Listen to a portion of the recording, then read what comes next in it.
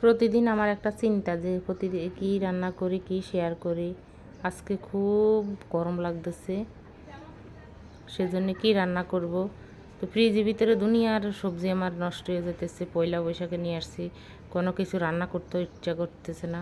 পরে সব কিছু দেখলাম, যে দেখি যেটা দেখি অবস্থা খারাপ সেটাই রান্না করব। তো দেখলাম উচ্ছেগুলা হলুদ হলুদ হয়ে আসছে। উচ্ছেগুলো আজকে রান্না না করলেই নয়, উচ্ছেগুলাই তাহলে বের করে নিলাম, উচ্ছেগুলোই রান্না করব।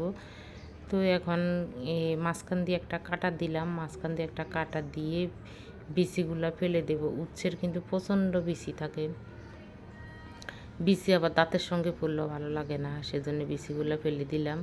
তো এখন এভাবে কেটে নিলাম, লম্বা লম্বা করে কেটে নিলাম। তো উচ্ছের সঙ্গে আমি আলুও দেবো। তো রুই মাছ আর কয়েকটা চিংড়ি মাছ ছিল, সেগুলো দিয়ে উচ্ছে দিয়ে রান্না করব। তো প্রথমে আমি যখন এই চ্যানেল খুলি তখন আমি উচ্ছে দিয়ে একটা রেসিপি শেয়ার করলাম, সবাই অনেক পছন্দ করলো।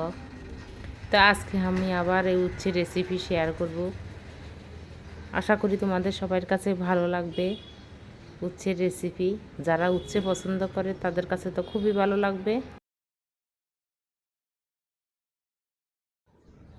ভালো লাগলে অবশ্যই একটু লাইক শেয়ার করতে ভুলবে না। আমার কাছে তো তোমরা লাইক শেয়ার করলে ভালো লাগে। তো উচ্ছে আলু দিব, আলু খোসা ছাড়িয়ে নিতেছি। আলু বেশি দেব না, 2-3টা আলু দেব, বেশি আলু দিলে ভালো লাগবে না। আলু লম্বা লম্বি করে কেটে নেব। তরকারি কাটাটাও অনেক তরকারি মানে সুন্দর হয়। তরকারি যত কাটা ভালো হবে তোমার রান্নাটাও দেখতে সুন্দর হবে। এখন মশলাটা দেব, জিরা আর আদা। তো মশলা বেটে নেব।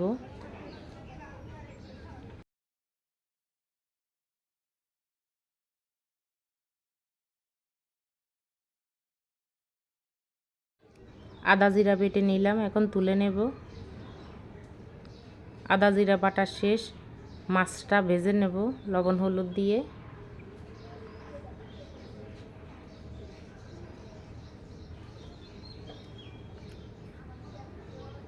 তো চিংড়ি মাছ রুই মাছ দুইটাই ধুয়ে পরিষ্কার করে আমি নিলাম। তো এখন লবণ হলুদ দিয়ে দিলাম পরিমাণ মতন লবণ, পরিমাণ মতন হলুদ আর সামান্য একটু লঙ্কার গুঁড়ি দিলাম।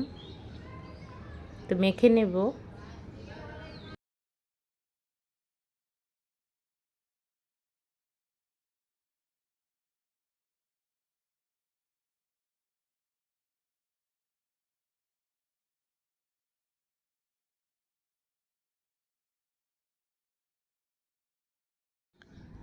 উচ্ছে দিয়ে মাছের রেসিপি কে কে তোমরা খেয়েছো অবশ্যই জানাবে। অনেকে আছে এখনও কিন্তু তিতার ভয়ে এই রেসিপিটা করতে চায় না। আমিও প্রথম প্রথম ভয় পেতাম যে খাওয়া যায় না না যায়।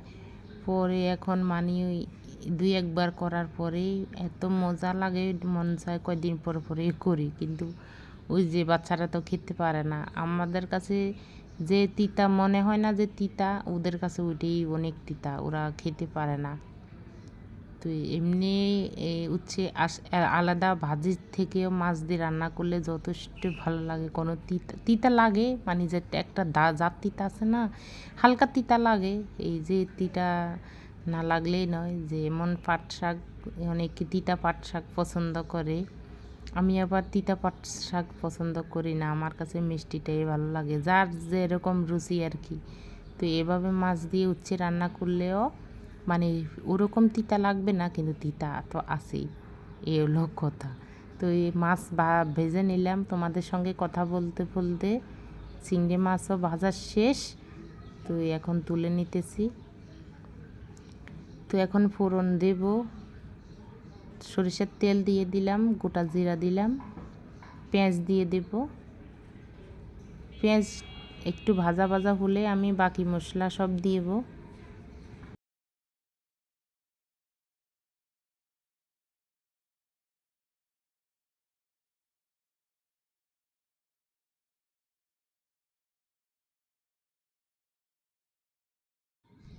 এখানে কিন্তু অনেকটাই মরিচ দেওয়া লাগবে।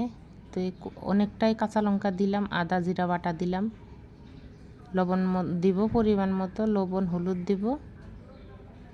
হলুদ দিয়ে দিলাম, একটু সামান্য মরিচের গুঁড়ি দিলাম। তো এখন একটু জল দিয়ে ভালোভাবে কষিয়ে নিলাম। তো এখন আলুগুলো দেব। তো তোমাদের যদি ইচ্ছে করে আলাদা আলুগুলো ভেজে নিতে পারো, আমি আলাদা আর ভাজলাম না, আমি এভাবে কষিয়ে নিলাম। ভালোভাবে কষিয়ে উচ্ছেগুলো দিয়ে দিলাম। উচ্ছেগুলো দিয়ে ঢাকনা দিয়ে আমি অনেকক্ষণ কষিয়ে নেব।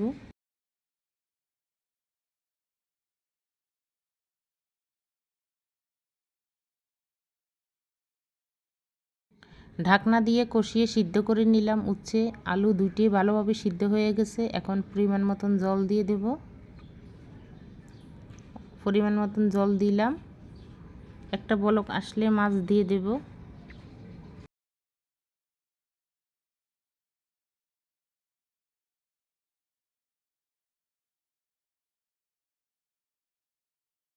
চিংড়ি মাছ দুটি দিয়ে দিলাম। আলাদা আলাদা চিংড়ি মাছ দিয়ে রান্না করলে ভালো হয়। আমার কাছে চিংড়ি মাছও কম, রুই মাছও কম, সেজন্য দুইটাই দিয়ে দিলাম। তো এই যে রান্না শেষ, এখন তুলে নেব। তোমরা চাইলে ধনেপাতা দিতে পারো। তো আমার কাছে ধনেপাতা নাই। তো আমার আজকের মতন রেসিপি এ পর্যন্ত। তোমাদের যদি ভালো লাগে ভিডিওটি একটু লাইক দিবে, শেয়ার করবে বন্ধুরা। টাটা।